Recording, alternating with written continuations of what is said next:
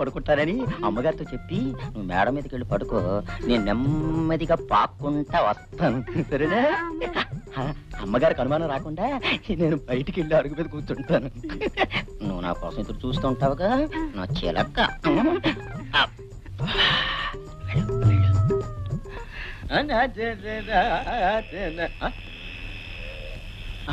నిద్రపోయాడు. అమ్మయ్యా. సరేలేవే, నీకంత భయం అయితే ఇక్కడే పడుకో. ఓ పని చెయ్యి, ఇక్కడ గాలి లేక చస్తున్నాను, ఒక్కబోసేస్తుంది. నేను వెళ్ళి డాబామే పడుకుంటాను, నువ్వు వెళ్ళి నా గదిలో సాప వేసుకుని పడుకో.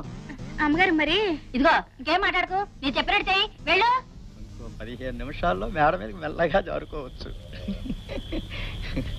ఏటో మల్లయ్య తీరుబడిగా కూర్చున్నావు ఏమిటి? సరే గాని ఏమిటి వేళకాని వేళ ఇలా ఊడిపడ్డా? వేళ నీతో కబుర్లు చెప్పడమేనయ్యా నా పని. నిద్ర వస్తుంది, వెళ్ళి పడుకుంటానే. చిన్నపిల్లలాగా నీ నిద్ర నేను పొగడతాగా. ఇదిగో నిన్న రాత్రి ఓ తమాషా జరిగింది. ఏముంటది? నీకు పీడకలు వచ్చి ఉంటది, నన్ను పీడించడానికి వచ్చావు, నా ఆనందం అంతా గంగపాలు చేసావు. అక్కడే పొరపాటు పడ్డావు. ఎన్నడు రాంది నిన్న నాకు మంచి కల వచ్చిందా? నీ డాబా మీదకి వెళ్ళి పడుకుంటాను, నువ్వు తలుపు గడేసి పడుకో. అత్తగేం గారు మర్చిపోకు. అప్పుడు నేను శ్రీకృష్ణులాగా నా చుట్టూ గోపికలందరూ చేరి నృత్యం చేస్తున్నట్టుగా దండం పెడతాను, విడిచిపెట్టు. రే నీకు దండం పెడతాను, ఇప్పుడు ఆపమానకరా, కళ సగంలో ఉంది. పూర్తవడానికి ఎంత టైం అవుతుంది? తెల్లారుతుందా? అయితే ఒక్క నిమిషం టైం నాయన. ఇదిగో తొందరగా రా, లేకపోతే నాకు నిద్ర నీతో కొంత పని ఉంది. మెలుకొచ్చిందా? మేడ మీద పని పిల్ల నా కోసం ఎదురు చూస్తూ ఉంది. ఎందుకంటే ఎందుకైతే నీకెందుకురా, నాకు ఇప్పుడు రావడానికి వీల్లేదని చెప్పేసి కాంపిటీషన్ నన్ను పట్టుకుంటే అండి మొఖానికి అది కూడా ఎలా నేను చెప్పినట్టు వెళ్ళు వెళ్ళు. కానీ తెల్లవారులు కానీ నీ ఇష్టం కాదు కానీ. లక్ష్మి లక్ష్మి లక్ష్మి తీయన్ని ఊహలు హాయిని గొలిపే వసంతగానమే హాయి, వసంతగానమే హాయ్ హాయ్ హాయ్, వసంతగానమే హాయ్ హాయ్ హాయ్. హాయ్ సరే గాని ఏమిటో పొద్దుటే మా ఆయన హుషారుగా ఉన్నావు, ఏమిటి విశేషం? ఏమి తెలియనట్టు అడుగుతారే, రాత్రి అంతా అల్లరి చేసి. అల్లరా? ఏమిటి నువ్వు అనేది? అర్ధరాత్రి డాబా మీదకి వచ్చి మీరు నన్ను నిద్ర లేపి చేశారుగా చిలిపి పనులు. రాత్రి డాబా మీద నిన్నెవరు పడుకోమన్నారే? రాత్రి ఒక్కబోసినట్లుంటే పని పిల్లని నా గదిలో పడుకోమని నేను వెళ్ళి డాబా మీద పడుకున్నా. రాత్రి మీరు వచ్చి జాతరకి. ఊరుకో, నేను రావడం ఏమిటి, జాతర చేయడం ఏమిటి? రాత్రి తెలవాలి నా కారణంతో కాపురం చేస్తాను, నా కొంప మురిగిపోయింది. దేవుడా దేవుడా. ఏమైందండి, ఎందుకు ఎడుతున్నారు? ఏమీ తెలియనట్టు అడుగుతున్నాను. కొట్టద్దండి అయ్యారు, నన్ను కొట్టద్దండి అయ్యారు, మీరే కదండి నన్ను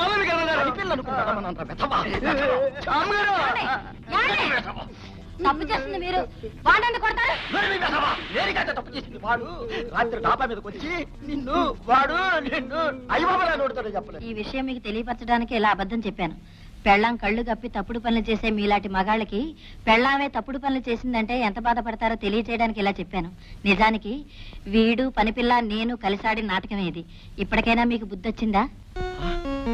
అవునా? నాటకమా? ఇదంతా నాటకమా? నిజమా? నిజమేనండి. ఎప్పుడు చేయలే.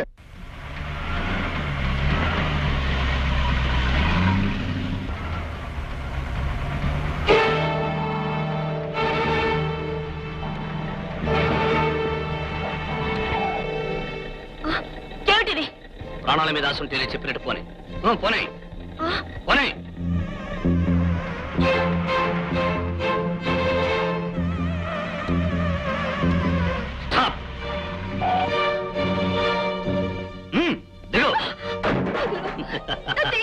ప్రాణానికి ప్రాణం తీయడం, దెబ్బకు దెబ్బ తీయడం నా లక్ష్యం. నా చెల్లెల్ని అన్యాయంగా నాశనం చేశాడు ఈయన. వాడి చెల్లెలైన నీకు కూడా దిగత పెట్టిస్తాను.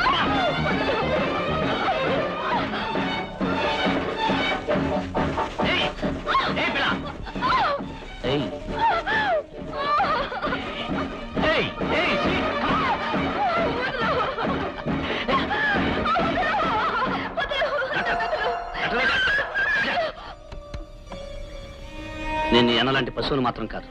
పోనీ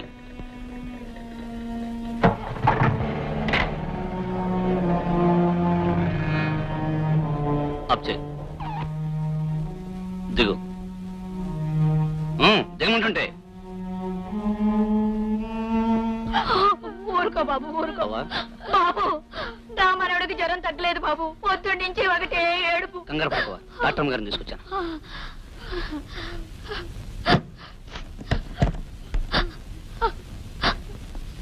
బాబు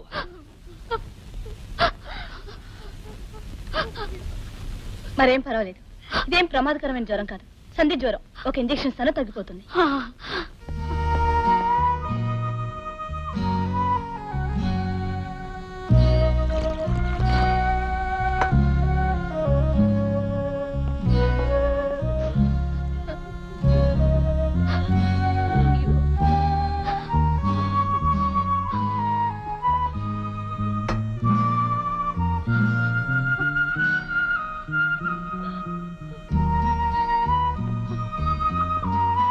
రేపు ఉదయానికల్లా పూర్తిగా తగ్గిపోతుంది.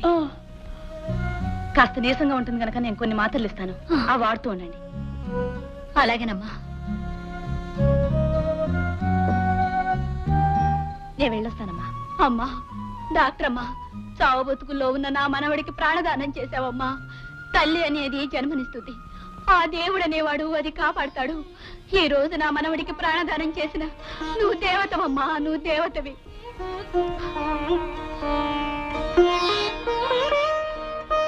డాక్టర్ రోజా, విన్నారుగా ఎంతమంది మనసారా నిన్ను దేవతని పొగుడుతున్నారు. నీ తండ్రిని దుర్మార్గుడు అని నిందించే మనుషులే నిన్ను దైవం అని అభినందిస్తున్నారు. అందుకే ఆ తండ్రి కూతురుగా కాక, డబ్బుకి వైద్యాన్ని నమ్ముకుని డాక్టరుగా కాక, పేదలకి పాటుపడే ఒక మనసున్న డాక్టర్గా బ్రతకడం నేర్చుకోండి.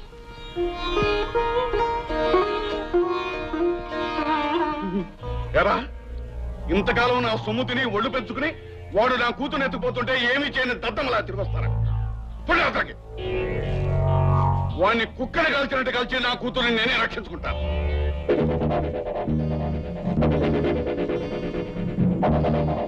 వచ్చేసావమ్మా?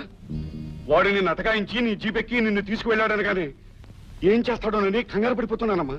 కంగారు పడవలసినంత ప్రమాదకరమైన మనిషి కాదు నాన్న అతను. రోజా, అవును నాన్న, అతను అలాంటి వాడైతే నేనింటికి తిరిగి వచ్చేదాన్నే కాను. నన్ను పేదవాళ్ళ ఇంటికి తీసుకెళ్లి చావు బ్రతుకుల్లో ఉన్న ఒక పసిబిడ్డ ప్రాణాలు కాపాడేటట్టు చేశాడు. పైగా అతను ఏమన్నాడో తెలుసా నాన్న? తను శేషగిరి అన్నయ్య లాంటి దుర్మార్గుణ్ణి మాత్రం కాదన్నాడు. నాకది నిజమని కూడా అర్థమైంది.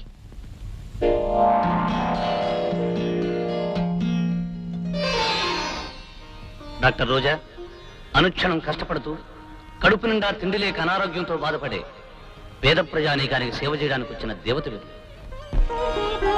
ఆ తండ్రికి కూతురుగా కాక, డబ్బుకి వైద్యాన్ని నమ్ముకునే డాక్టరుగా కాక, పేదలకి పాటుపడే ఒక మనస్సున్న డాక్టర్గా బ్రతకడం నేర్చుకోండి.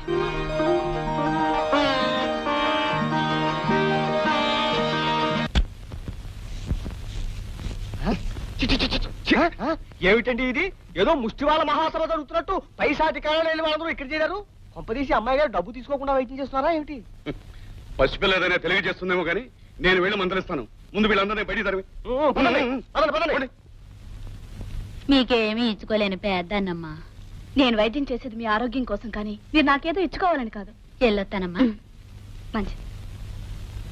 నోరు మూయగా ముసల్దా, ఉచితంగా వైద్యం చేసుకుని నోటితో 2 ముక్కలు చెప్పి వెళ్ళిపోదాం అనుకున్నావా? ఓతలకి ఏమిటి నాన్న ఈ దారుణం? అది కాదమ్మా, నువ్వు చిన్నపిల్లవే, నీకేమీ తెలీదు. ఇలా డబ్బు లేని వాళ్ళకి వైద్యం చేస్తూ పోతే మనకు రాబడే ఉంటుంది.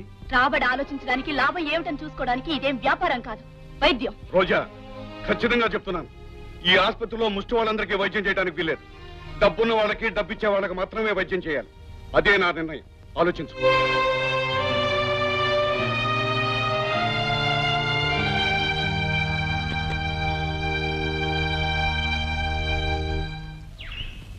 అయ్యారు అమ్మాయి గారు పెట్టే బాగా తీసుకుని వెళ్ళిపోతాడు. చూడండి. రోజా, ఎక్కడికి వెళ్తున్నావు? పట్టణానికి. ఎందుకు? అక్కడ ధర్మాసుపత్రిలో పనిచేయడానికి. సొంత ఆసుపత్రి వదిలేసి ధర్మాసుపత్రిలో పనిచేయాల్సిన కర్మ నీకేం పట్టింది? సొంత ఆసుపత్రిలో నాకు స్వతంత్రం లేదు గనక. నువ్వు వెళ్ళిపోతే ఇక్కడ మన ఆసుపత్రి ఎవరు నడిపిస్తారు? ఆ ఆసుపత్రి నడిపించడానికి కావాల్సింది డాక్టర్లు కాదు, కసాయి వాళ్ళు.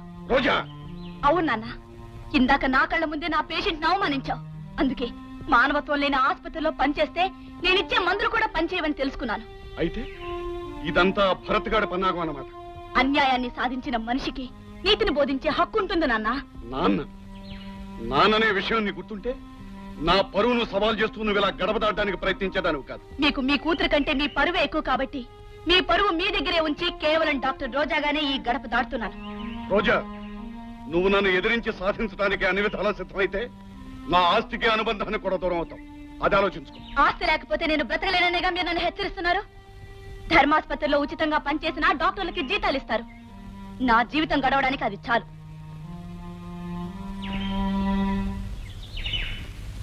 అయ్యగారు, అమ్మాయి గారు కొంతకాలం పాటు మన నుంచి దూరంగా ఉండడమే మంచిది. ఎందుకంటే తమరిని మాత్రం ఎదిరించే శక్తి ఆ భరత్ గాడి వల్లే వచ్చింది.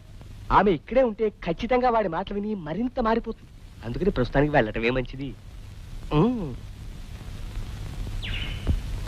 భరత్ భరత్ ఏమిట్రా త్యాగు, ఏమైంది? డాక్టర్ అమ్మ వాళ్ళ నాన్నతో గొడవ పడి పట్టణం వెళ్ళిపోతుందంట. అలాగా?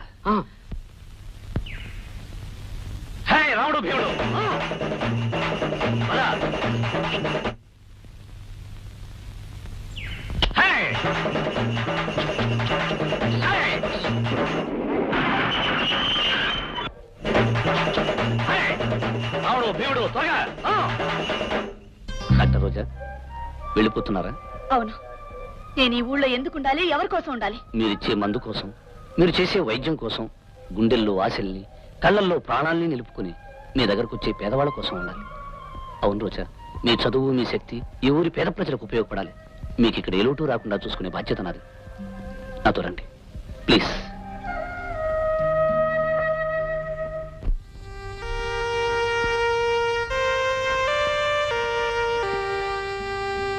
వస్తాను.